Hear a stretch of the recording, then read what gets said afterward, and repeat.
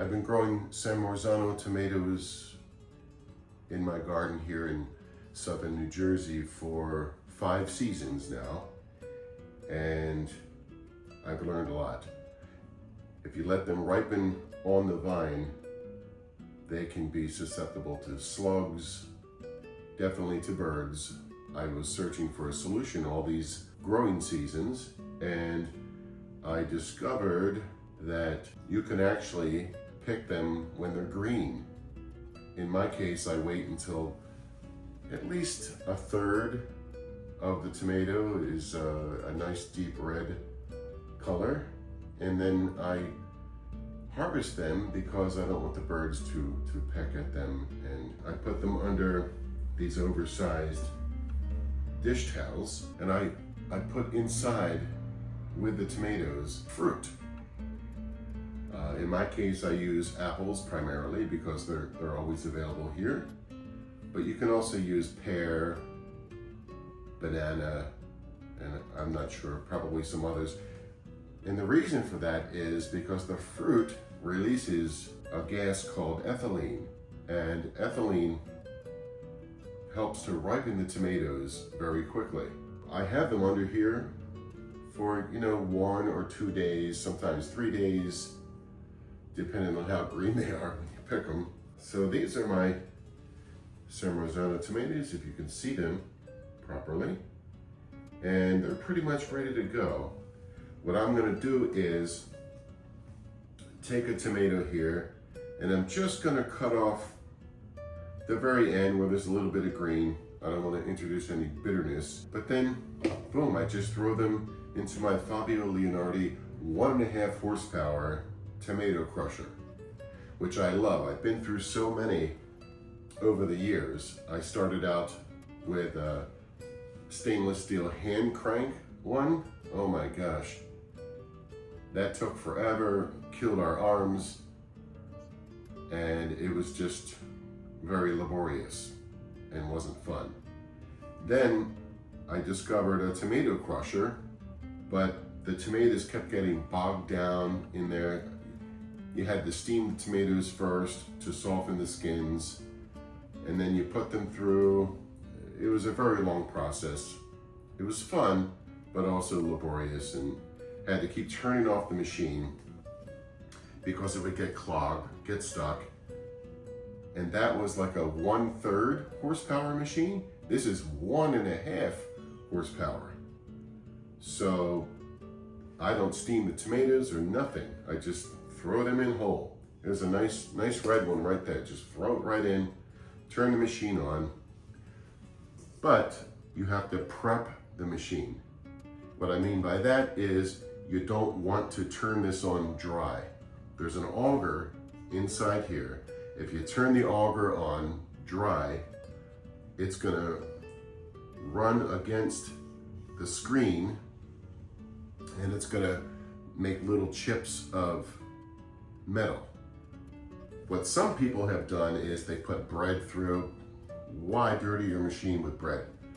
I just put a little bit of olive oil in the hopper here, and then I drizzle just a little bit of olive oil on here just to get the tines nice and oily, so that when the tomatoes go through, there are no problems, no pieces of metal getting in your food.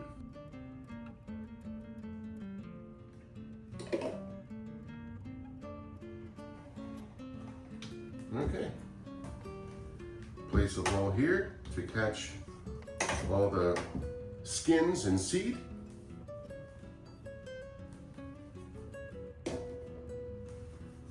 If you don't have to cut them anywhere, don't.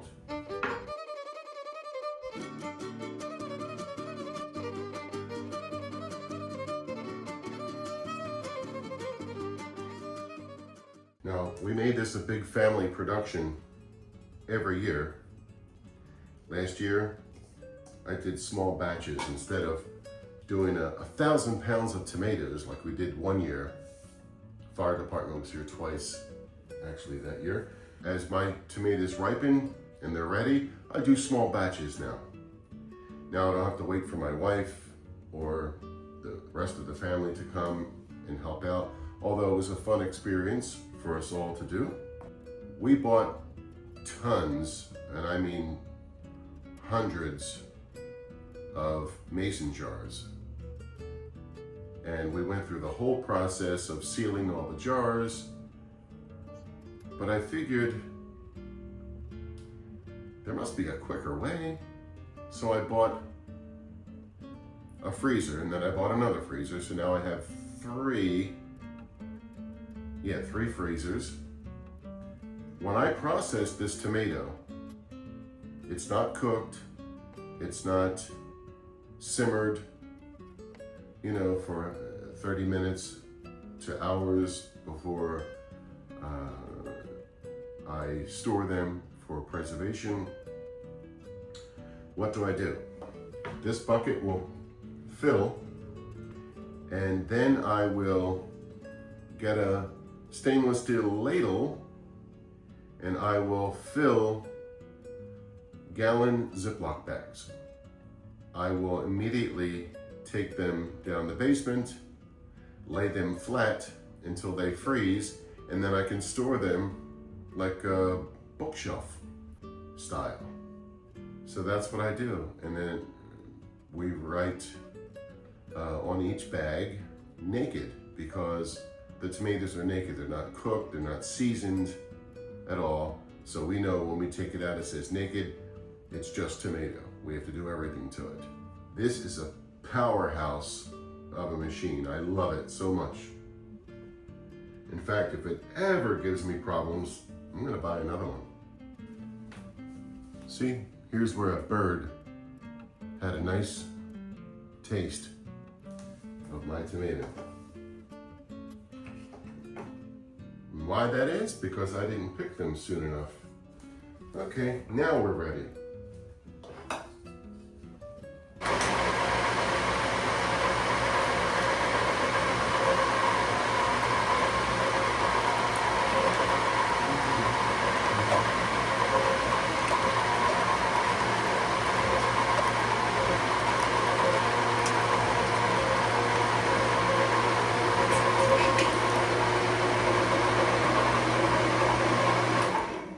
Normally, I'd let the machine continue to run, and I'm going to take the skins and seeds and put them through 2 more times. That's how powerful this machine is. And you watch how much tomato is going to come out of here.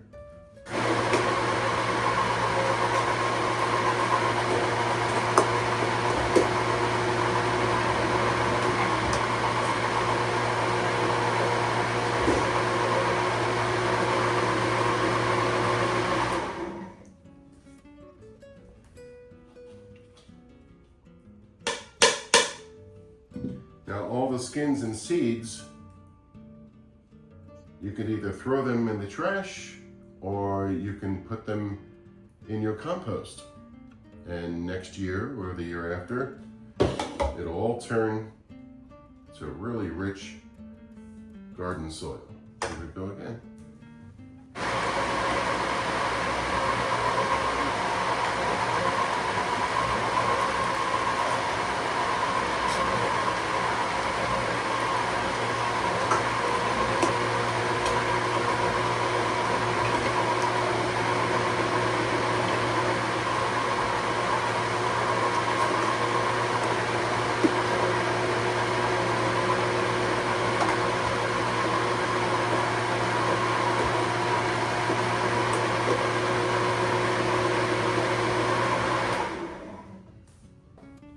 We're not quite done. See everything that sticks to the screen? Get a spatula. I wish I had one that was concave, but I don't. I don't know if you could see it. I'll have to do it from this angle here. Just give it a push.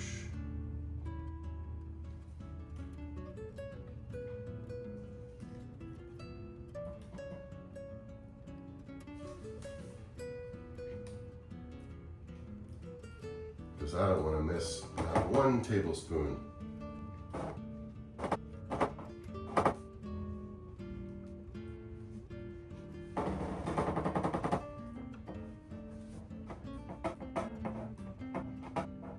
Knowing that I'll have tomato gravy or sauce, whatever you call it, for the entire year until next year when I start growing these again is a great, great feeling.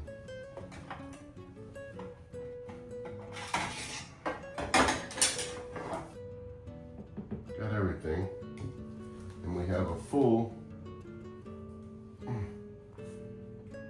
about 5.5 quarts here, I would say. So pretty good, huh?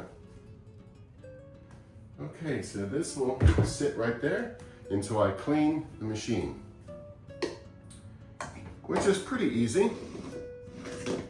Just unscrew the hopper. So unscrew the auger. The auger, the screen, the pin.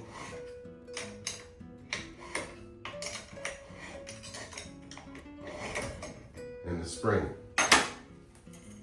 There's the spring.